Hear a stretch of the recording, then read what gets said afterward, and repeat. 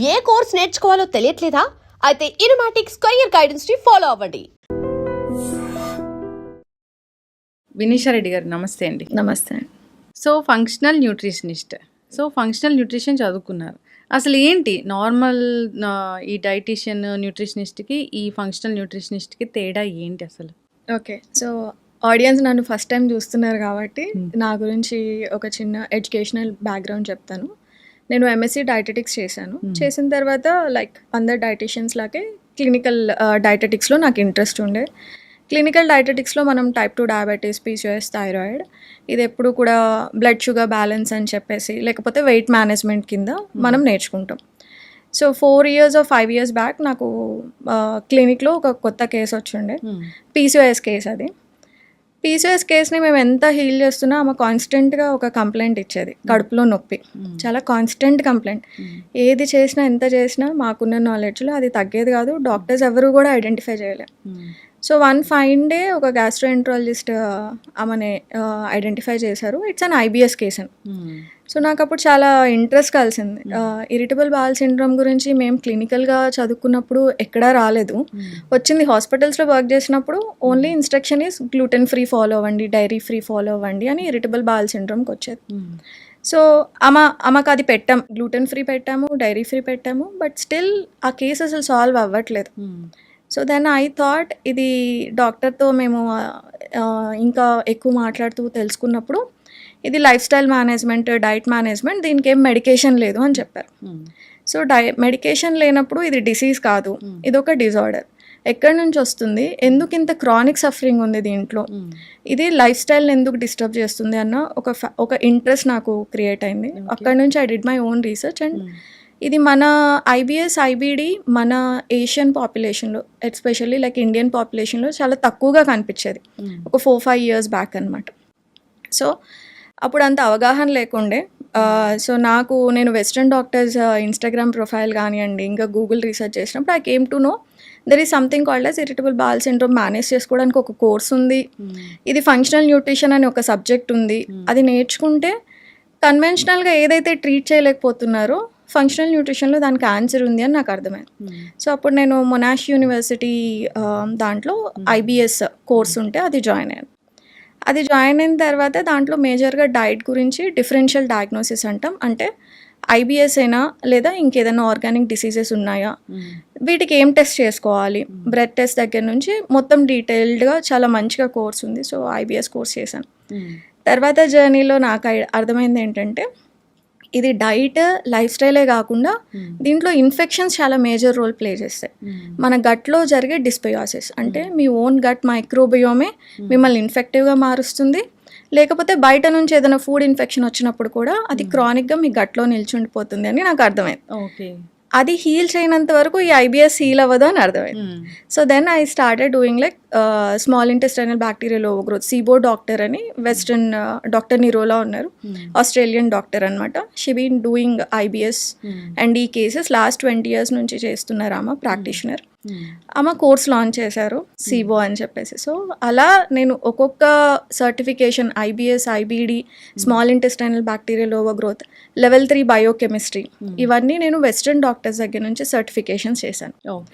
ఇది చేసిన తర్వాత మన ఇండియన్ డైటెటిక్స్ కానివ్వండి, లేకపోతే కన్వెన్షనల్ మెడిసిన్ చెప్పింది అంతా ఒక సైడ్ అయితే, other side of the story ఏం అక్కర్లేదు. మనం ఈ 4 root causes, 5 root causes, autoimmune డిజార్డర్స్కి అయినా, లీకీ గట్స్ అయినా, ఐబిఎస్ అయినా, ఐబిడి అయినా, ఒక రూట్ కాజ్ ఏంటి అంటే it all starts from your gut అని నాకు అర్థమైంది. అయితే ఏదైనా ఇష్యూతో మీ దగ్గరకు ఒక పేషెంట్ వస్తే ఎలా ట్రీట్ చేస్తారు? ఇది సబ్జెక్టివ్. అంటే మీకు అసలు ఏ ఇష్యూ ఉన్నది, ఇప్పుడు థైరాయిడ్ లేకపోతే టైప్ 2 డయాబెటీసా, వీటన్నిటికీ రూట్ కాజ్ డిఫరెంట్గా ఉంటాయి. ఒక్కొక్క డిసార్డర్కి ఒక్కొక్క రూట్ కాజ్ ఉంటుంది. దాన్ని మనం ఐడెంటిఫై చేసుకుంటాం. నేను ఒక ఎగ్జాంపుల్ చెప్తాను మీకు. ఎవరికైనా హైపోథైరాయిడిజం ఉందనుకోండి, ఆమె ఎంత ట్రై చేసినా వెయిట్ లాస్ అవ్వట్లేదు, ఒక 100 kgsకి వెళ్ళిపోయారు అనుకున్నాం. ఇలాంటి వాళ్ళల్లో ఏంటి అంటే ఫస్ట్ అసలు థైరాయిడ్ డయాగ్నోసిస్ కరెక్ట్గా చేశారా లేదా అనేది మనం అర్థం చేసుకుంటాం. అంటే మీరు ఒక యాన్యువల్ బ్లడ్ చెకప్కి వెళ్ళినప్పుడు, లేకపోతే మీరు డాక్టర్ దగ్గరికి వెళ్ళినప్పుడు TSH, T3, T4 చూస్తారు. ఎస్. వీటిలో TSH హై ఉందా, T3 ఎలా ఉంది, T4 ఎలా ఉంది అని చెప్పి చూసుకొని దాని ప్రకారం మీకు హైపోథైరాయిడిజం ఉందా, హైపర్థైరాయిడిజం ఉందా అని చెప్తారు. ఇది కన్వెన్షనల్ మెడిసిన్. దీంట్లో మీకు థైరాయిడ్ లెవెల్స్ని బట్టి మెడికేషన్ ఇస్తారు.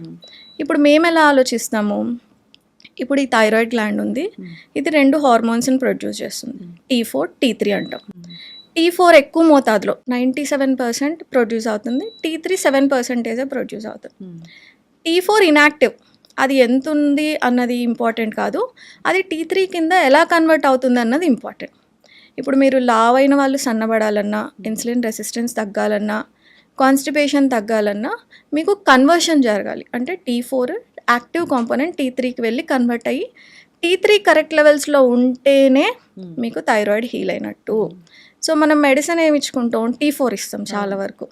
ఆల్రెడీ T4 ఇస్తున్నారు, కానీ మీ థైరాయిడ్ కంట్రోల్ అవ్వట్లేదు, ఎందుకంటే ఇది T3 కింద కన్వర్ట్ అవ్వట్లేదు. మరి T3 కింద ఎందుకు కన్వర్ట్ అవ్వట్లేదు? T3లో ఎక్కడ కన్వర్ట్ అవుతుంది T4, T3 అంటే లివర్లో 70% కన్వర్ట్ అవుతుంది, 20% గట్లో కన్వర్ట్ అవుతుంది.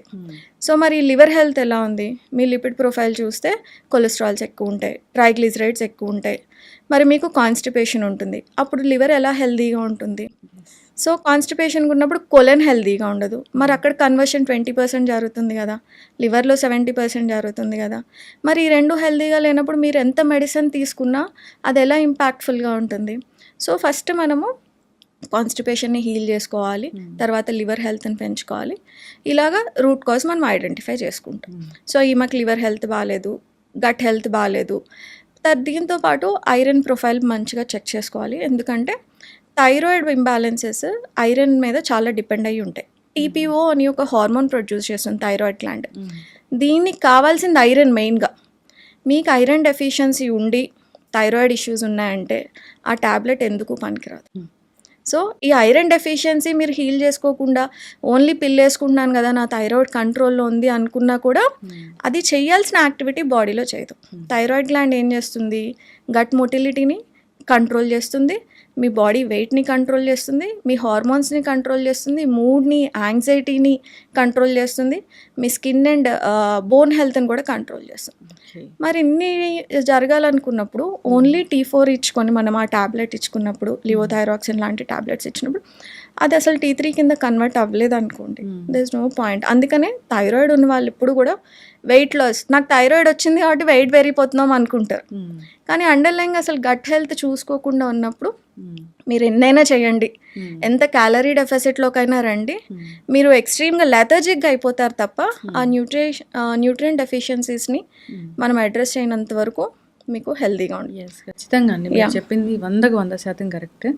ఒక థైరాయిడ్ ఇష్యూ వచ్చిందంటే ఇక జీవితాంతం మందులు వాడాల్సిందే, ఆ లెవెల్స్ ఫ్లక్చువేట్ అవుతూ ఉంటాయి, సో ఎప్పటికీ తగ్గనట్లుగా ఉంటుంది. నిజంగానే వాళ్ళ మెంటల్ హెల్త్ కూడా బాగోదు దీనివల్ల. యాంగ్జైటీ బాగా వస్తుంది, thyroid controls your mental health. So anxiety బాగా వస్తుంది. ఫస్ట్ అసలు మనకి క్లినికల్ సైన్స్ ఏం కనిపిస్తాయి, మీకు థైరాయిడ్ టెస్ట్ చేసుకోకముందరనే విపరీతంగా స్వెట్టింగ్ రావడము, యాంగ్జైటీ కనిపించడం, చిన్న చిన్న వాటికి కోపం రావడము, ఇరిటబిలిటీ ఎక్కువైపోవడము, లేదా కాన్స్టిపేషన్ కనిపించడం లాంటి ఇష్యూస్ మనకి క్లినికల్ సైన్స్ కనిపిస్తాయి.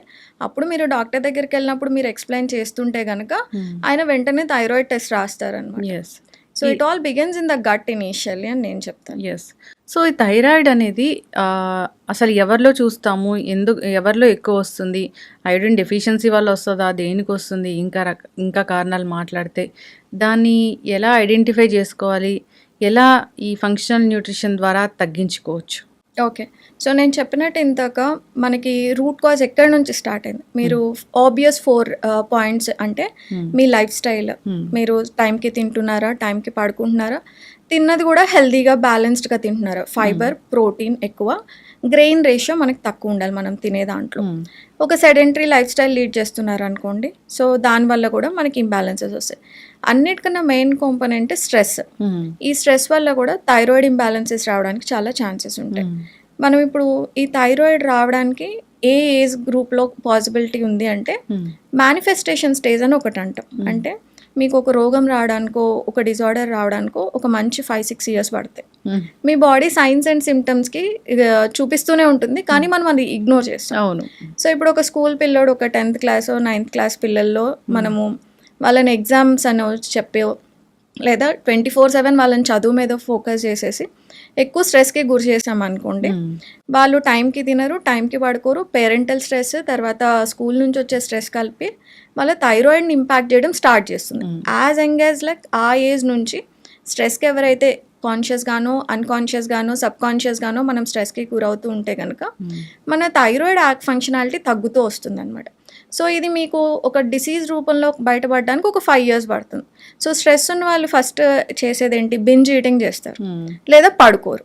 సో అలాంటి వాటిలో చిన్నగా మీరు చేసే లైఫ్ స్టైల్ మిస్టేక్స్లో కానివ్వండి, మీ స్ట్రెస్ ఫ్యాక్టర్స్లో కానివ్వండి, మీరు కేర్ తీసుకోలేదు అంటే కనుక అది మేనిఫెస్ట్ అవ్వడానికి 5 years పడుతుంది, 5-6 years. సో అప్పుడు వన్ ఫైన్ డే మీరు వెళ్ళి టెస్ట్ చేసుకున్నప్పుడు మీకు థైరాయిడ్ ఇంబ్యాలెన్సెస్ ఉన్నాయని తెలుస్తుంది. దీంట్లో హెరిడిటరీగా థైరాయిడ్కి చాలా పాసిబిలిటీస్ ఉంటాయి. మీరు మీ ఫాదర్ లాగా కనిపించడానికి మీ ఫాదర్ పోలికలు ఉన్నాయనుకోండి, మీ ఫాదర్కి థైరాయిడ్ ఇష్యూస్ ఉంటే మీకు జెనెటిక్ ప్రీడిస్పోజిషన్ 100% ఉంటుంది. అంటే మీరు ఒక లోడెడ్ గన్ లాగా. లోడెడ్ గన్ అంటే ఏంటి, మీరు స్ట్రెస్ తీసుకున్నా, అన్హెల్దీ ఈటింగ్ ప్యాటర్న్స్ ఫాలో అయినా, మీ గట్ హెల్త్ బాగోకపోయినా అది ఒక ట్రిగర్ పుల్ చేసినట్టే. అప్పుడు మీరు థైరాయిడ్ ఇంబ్యాలెన్సెస్ ఉన్నట్టు మనం చేసుకోవచ్చు. సో మీరు లోడెడ్ గన్. ఇప్పుడు నా దాంట్లో థైరాయిడ్ ఇష్యూస్ మా ఫ్యామిలీలో లేవు. అప్పుడు నేనేం చేయాలి, నేను హెల్దీ లైఫ్ స్టైల్ ఫాలో అవ్వకుండా నేను కూడా ఇలాంటి అన్హెల్దీ లైఫ్ స్టైల్ ఫాలో అయితే మీకు 5 yearsలో వచ్చేది నాకు 6-7 yearsలో వస్తుంది అంతే. సో వీళ్ళకే థైరాయిడ్ ఇష్యూస్ వస్తుంది, వీళ్ళకి రావు అని చెప్పడానికి లేదు. ఎవరైనా జెనెటిక్ ప్రీడిస్పోజిషన్లో ఉన్న వాళ్ళు ఫస్ట్ లైన్లో నించున్నారు మీరందరూ. వెనకాల అన్హెల్దీగా లైఫ్ స్టైల్ ఫాలో అయిన వాళ్ళు ఒక్కొక్క మేనిఫెస్టేషన్ ఉంటుంది. అంటే మీ దాంట్లో వీకర్ జీన్ ఏంటి, నాకు type 2 diabetes is a weaker gene. నా భయం అంతా నాకు జెస్టేషనల్ డయాబెటీస్ వచ్చినప్పుడు కూడా నాకు చాలా క్లియర్గా అర్థమైంది నేను ఫ్యూచర్లో type 2 డయాబెటిక్ అవుతాను. సో ఇప్పుడు నేను ఏం చేస్తాను, రోజు ఎక్సర్సైజ్ చేస్తాను, నాన్ నెగోషియబుల్, హెల్దీగా తింటాను, టైంకి పడుకుంటాను. సో నాకు type 2 డయాబెటీస్ రాకుండా నేను ప్రివెంట్ చేసుకుంటున్నాను. సో మీరు కూడా మీ ఫ్యామిలీ హిస్టరీ చూసుకోండి.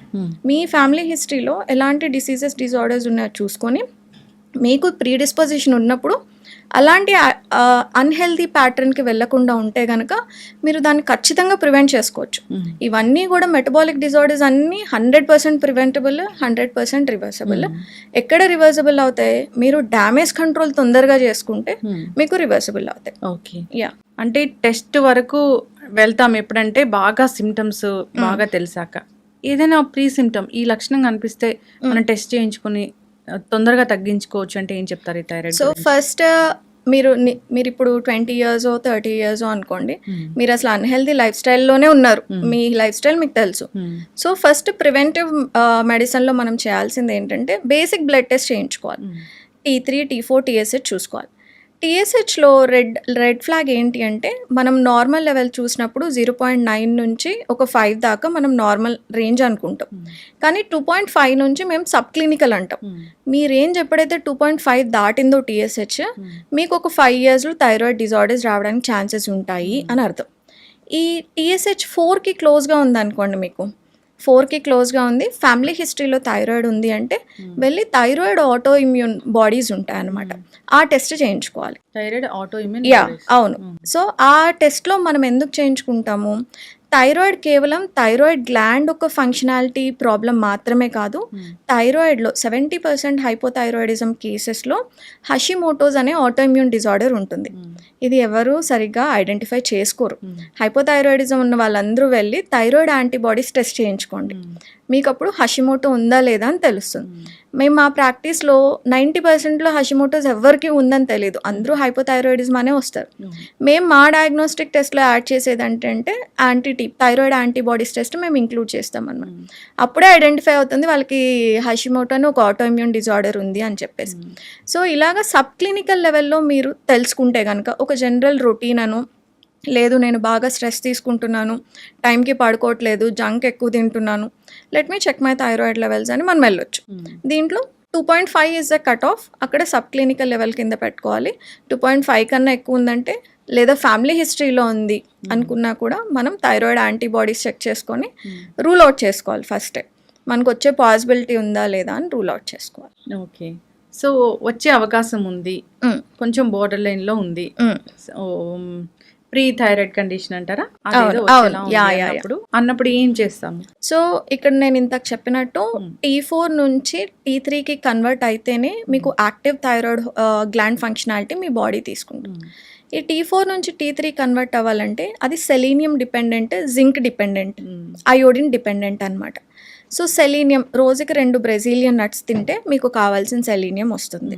That is first point. Zinc ఇలాగా సీడ్స్ అండ్ నట్స్ ఉంటాయి కదా, అవన్నీ కూడా జింక్ రిచ్. పంప్కిన్ సీడ్స్ కానివ్వండి, సన్ఫ్లవర్ సీడ్స్ కానివ్వండి, ఇవన్నీ జింక్ రిచ్ ఉంటాయి. So zinc rich foods, selenium rich foods మీ డైట్లో స్టార్ట్ చేయాలి.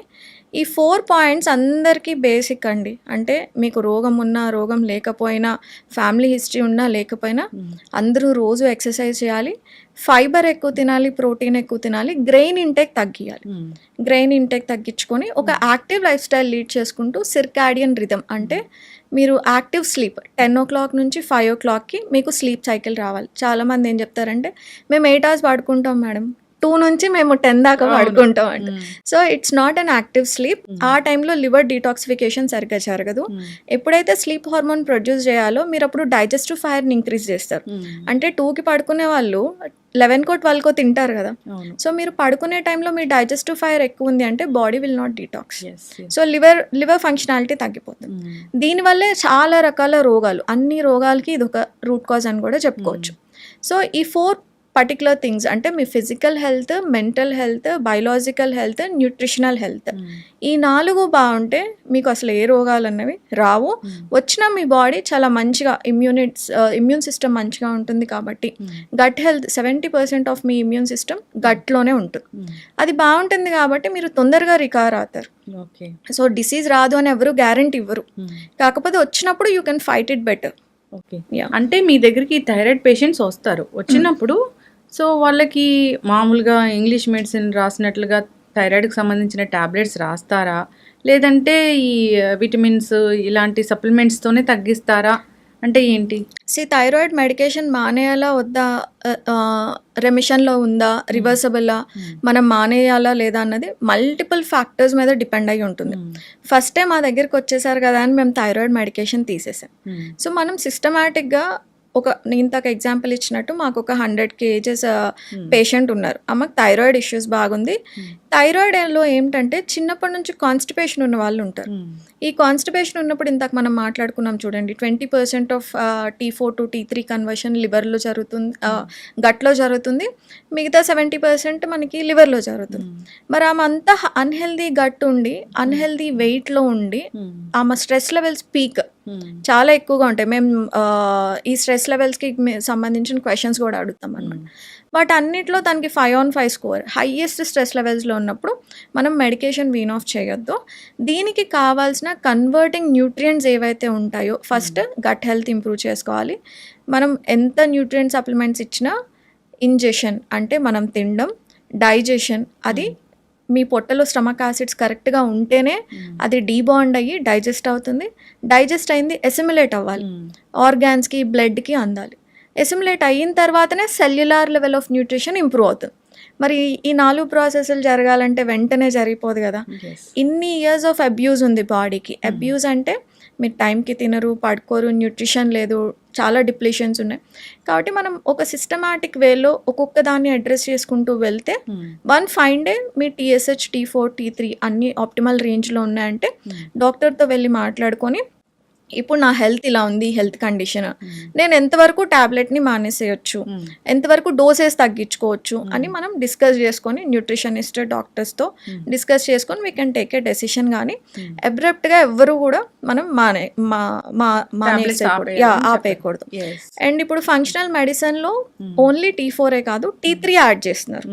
So that is giving a lot of good result. Hypothyroidism ఉన్న వాళ్ళలో T4 టాబ్లెట్ ఇచ్చేదానికన్నా T3 యాడ్ చేస్తుంటే వాళ్ళు చాలా రిలాక్సింగ్గా ఉంది, యాంగ్జైటీ తగ్గుతుంది, నైట్ మంచిగా పడుకుంటున్నారు.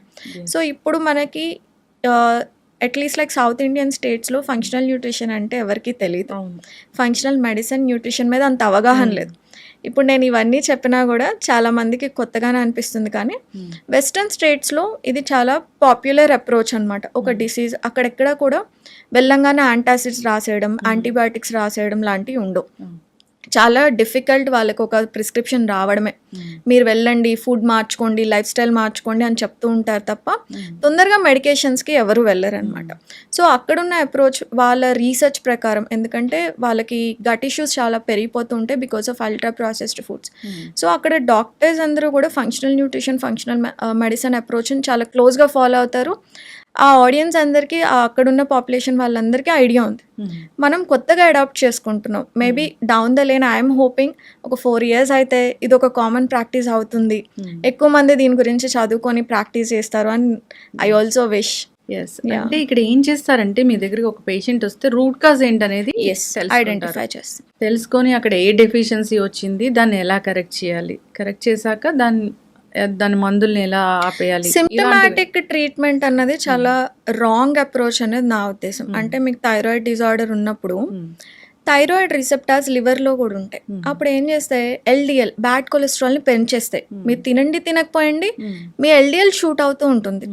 సో అప్పుడు ఏం చేస్తారు, మీరు రిపోర్ట్ పట్టుకొని వెళ్ళినప్పుడు థైరాయిడ్ డిజార్డర్స్ ఉంటాయి, మీకు మీ లిపిడ్ ప్రొఫైల్ అబ్నార్మల్గా ఉంటుంది, మీకు పీసీఎస్ వస్తుంది, హార్మోనల్ ఇంబ్యాలెన్స్ వస్తాయి, మీరు ప్రీ డయాబెటిక్ రేంజ్లో ఉంటారు. సో మీకు ఇప్పుడు లిపిడ్ ప్రొఫైల్ ఎక్కువైంది కాబట్టి మీరు కార్డియాలజిస్ట్ దగ్గరికి వెళ్ళండి అని చెప్తారు. మీకు పీసీఎస్ వచ్చింది కాబట్టి గైనకాలజిస్ట్ దగ్గరికి వెళ్ళండి అంటారు. మీకు థైరాయిడ్ ఇష్యూస్ వచ్చినాయి కాబట్టి ఎండోక్రైనాలజిస్ట్ దగ్గరికి వెళ్ళండి అంటారు. ఇది చాలా రాంగ్ అప్రోచ్. ఎందుకంటే ఒక రూట్ కాజ్ ఎక్కడి నుంచి ఇది జనరేట్ అవుతుంది అన్నది మనం అర్థం చేసుకోకుండా బాడీలో ఫంక్షనాలిటీని ఒక్కొక్క బ్రాంచ్ కింద డివైడ్ చేసి మనం ఒక్కొక్క ట్యాబ్లెట్ ఇచ్చుకుంటూ వెళ్తే అదంతా ఎప్పుడు కోఆర్డినేట్ అవుతుంది, ఎప్పుడు ఇంటర్ట్వైన్ అవుతుంది, మీ మైండ్ ఎప్పుడు అర్థం చేసుకుంటుంది, మీ బ్రెయిన్ ఎప్పుడు ఆలోచిస్తుంది, ఇదంతా ఒకటే బాడీ, ఈ everything is inter connected. So నేను ఒక విషయాన్ని, ఆ రూట్ కాజ్ని అర్థం చేసుకుంటే నేను అన్నిటినీ హీల్ చేసుకోగలను. ఇది time taking, life style modify చేసుకునే ఒక ప్రాసెస్ అనమాట.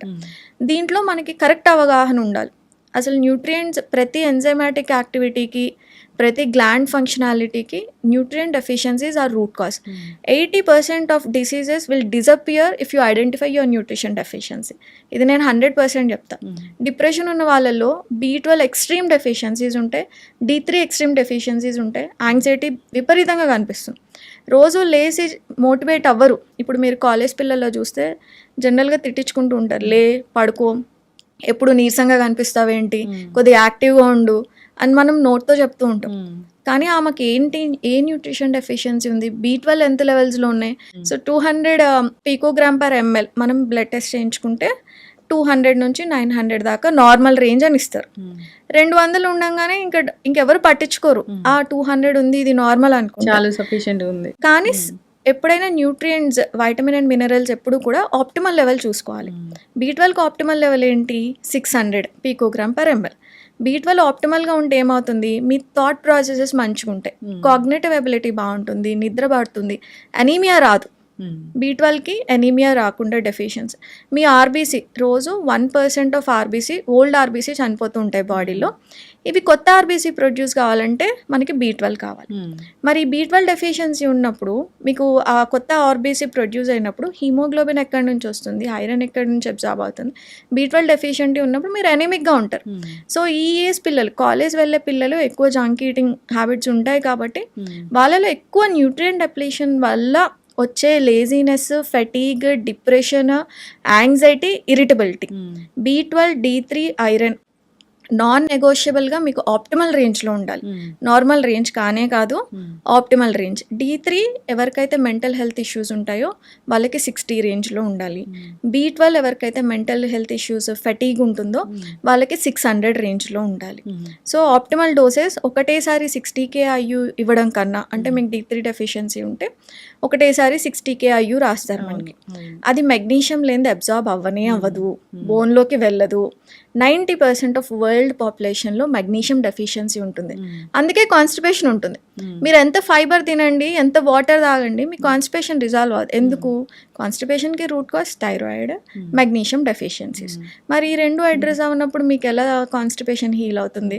లీటర్ నీళ్ళు తాగుతారు, ఇంత ఫైబర్ తింటారు కానీ మీకు కాన్స్టిపేషన్. సో ఒక్క మెగ్నీషియం సైట్రేట్ తీసుకోండి 500 mg, you'll have a easy motion, మంచిగా వెళ్ళిపోతుంది. సో ఇలాగా I strongly believe 80% of disorders అన్నిటికీ మందులు అక్కర్లేదు. You need vitamin and minerals, మంచిగా హెల్ప్. సో ఈ విటమిన్ టాబ్లెట్స్ తీసుకున్నా కానీ అబ్జార్ప్షన్ ఉండదు అంటే ఆ గట్ హెల్త్ సరిగ్గా లేదు అని. సో ముందు దాన్ని కరెక్ట్ చేసుకోవాలి.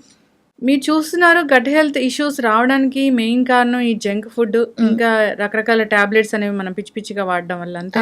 అవును. సో యాంటాసిడ్స్, యాంటీబయాటిక్స్ మనం చేసే తప్పు ఏంటంటే యాసిడ్ రిఫ్లెక్స్ వచ్చింది అనుకోండి, ఒక డాక్టర్ని కలుస్తాం. కలిసి ఆయన ఒక 15 days కోర్స్ రాస్తే ఆ 15 days మీరు యాంటాసిడ్స్ వేసుకుంటారు, యాంటీబయాటిక్స్ వేసుకుంటారు. కానీ మీరు చేస్తున్న మిస్టేక్ ఏంటి? డైట్ కరెక్ట్ చేసుకుంటారా? చేసుకోరు. టైంకి వాడుకుంటారా? పడుకోరు. కాఫీ టీలు విపరీతంగా తాగుతారు, ఆల్కహాల్ తాగుతారు, స్మోక్ తాగుతారు, టైంకి తినరు.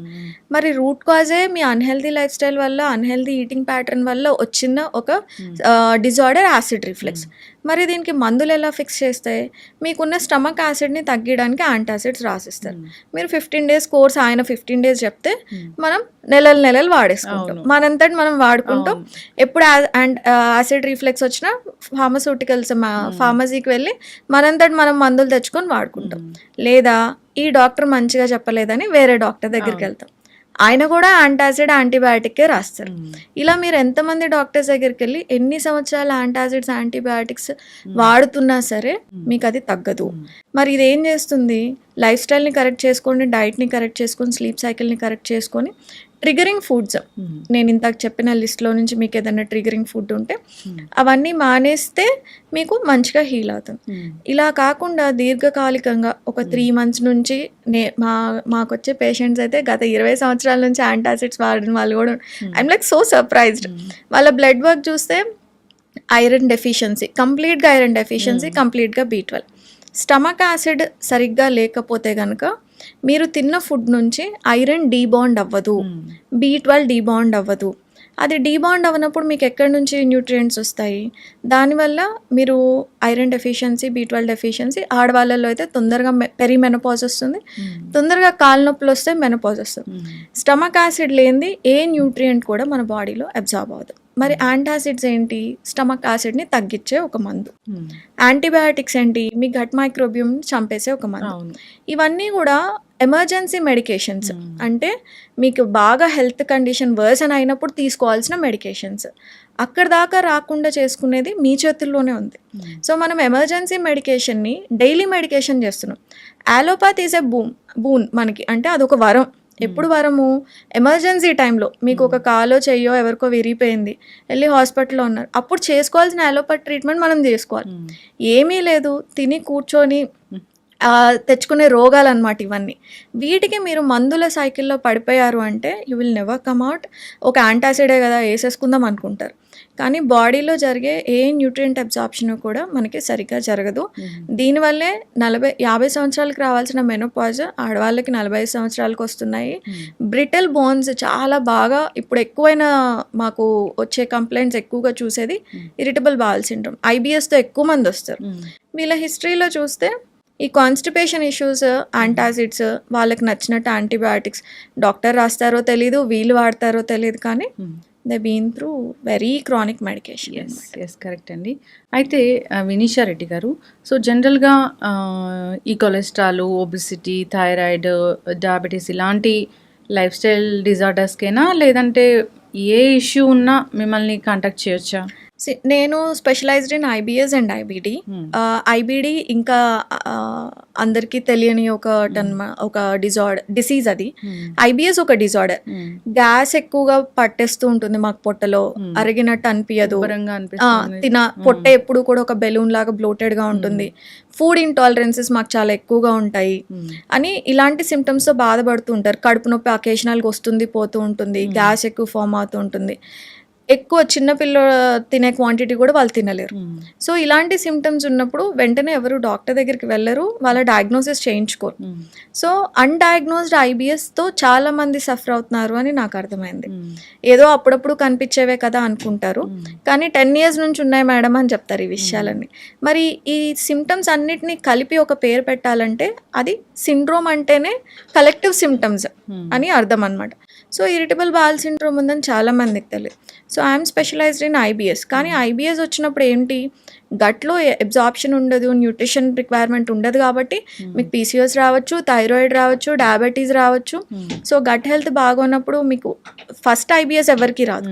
ఇవన్నీ ఇంపాక్ట్ చేసుకుంటూ అబ్జార్ప్షన్ని ఇలాగ డిస్టర్బ్ చేసుకుంటూ, డైజెషన్ని డిస్టర్బ్ చేసుకుంటూ వస్తారు, కాబట్టి ఎవ్రీథింగ్ ఈజ్ ఇంటర్వైన్.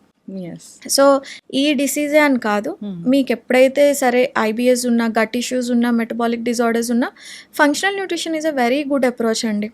మనము న్యూట్రియంట్ రెగ్యులర్గా కన్వెన్షనల్ న్యూట్రిషన్లో మేము చేసినప్పుడు కూడా D3 ఎండలో నించోండి, B12 నాన్ వెజ్ తినండి, ఇదే సజెషన్స్ ఇచ్చేదాన్ని నేను కూడా ఒక 4-5 years బ్యాక్. ఇదే సజెషన్స్ ఇచ్చేవాళ్ళం, ఒక మల్టీవైటమిన్ వేసుకోండి. కానీ దట్స్ ఆల్ రాంగ్ అప్రోచ్ అని ఇప్పుడు మల్టిపుల్ రీసెర్చెస్ ఉన్నాయి ఎందుకు సప్లిమెంట్ చేయాలి అన్నది. మల్టిపుల్ రీసెర్చెస్ ఉన్నాయి. ఇప్పుడు జనాలకి కూడా they are like little convinced. So నేను 22 years అప్పుడు డైటెక్స్ ఫినిష్ చేసినప్పుడు అందరికి ఇదే పొద్దున్నే ఎండలో నించొని D3 వచ్చేసేదని చెప్పేదాన్ని నేను కూడా. That's what my text book thought me actually. So అలాగే ఉండేది. కన్వెన్షనల్గా మెడిసిన్ అదే నమ్మేది, మనము అదే నమ్మే వాళ్ళము, జనాలు అదే నమ్మేవాళ్ళు. కానీ ఇప్పుడు ఇట్స్ చేంజింగ్. ఎండలో నించోగానే D3 ఎవరికి రాదు. లివర్ హెల్త్ బాగుంటేనే మీరు అబ్జర్వ్ చేసుకున్న ఏదైతే సన్ రేస్ నుంచి D3 కన్వర్ట్ అయ్యి యాక్టివ్ కాంపౌండ్ కింద మీ బాడీలో అబ్జార్బ్ అవ్వాలి అంటే అదొక పెద్ద పాత్వే అని చదివాకనే మనకు అర్థమవుతుంది. ఎస్, ఖచ్చితంగా అండి. సో లివర్ డీటాక్స్ గురించి నెక్స్ట్ ఎపిసోడ్లో మాట్లాడదాము. అసలు ఎందుకు చెడిపోతుంది, ఎలా డీటాక్స్ చేసుకోవాలనే దాని గురించి చాలా చక్కగా చెప్పారండి. ఫంక్షనల్ న్యూట్రిషన్ అని, సో ఇది చాలా అద్భుతాలే చేస్తుంది. సో అసలు రూట్ కాజ్ ఏంటో కనుక్కుంటారు, డెఫిషియన్సీని కరెక్ట్ చేస్తారు, దానివల్ల జబ్బులు అనేవి తగ్గిపోతాయి. చాలా చక్కటి ఇన్ఫర్మేషన్ అండి, ధన్యవాదాలు. Thank you so much. And for more videos, Please subscribe to iDream. Please subscribe to iDream. Please subscribe iDream. And please subscribe to iDream. For more videos, subscribe to iDream. please like, share and subscribe to the channel. Congratulations, iDream. Subscribe to iDream. Subscribe to iDream. So subscribe to iDream Media. iDream ki iDream team andarki huge congratulations. Please subscribe iDream Media. Please subscribe to iDream. Subscribe iDream. Please subscribe to iDream. iDream అంటే నా కళల ఛానల్ను subscribe చేసుకున్న నోరు తిరుగుతలేదు, మీరైతే గంట గుర్తు కొట్టండి. For more such videos, please subscribe to iDream. Subscribe to iDream. Please subscribe to iDream. Please subscribe iDream Media. Please do subscribe to iDream. Please subscribe to iDream Media. For best entertainment and information, please subscribe iDream. And don't forget to subscribe to iDream.